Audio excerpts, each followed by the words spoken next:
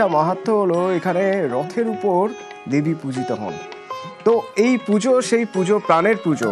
প্রাণের পুজোয় অঞ্জলি, অষ্টমী মানে অঞ্জলি, অঞ্জলি মানে একটা ব্যাপার। যারা কোনোদিন হয়তো বছরের অন্য দিনগুলো সকালে ঘুম থেকে ওঠেন না, তারাও এই অষ্টমীর অঞ্জলির জন্য সকাল সকাল উঠে পড়েন। তো সেরকম কিছু অঞ্জলির ছবি দেখে নেওয়া যায়। পুষ্পাঞ্জলির ছবি, সৌরভ গঙ্গোপাধ্যায় অঞ্জলি দিচ্ছেন।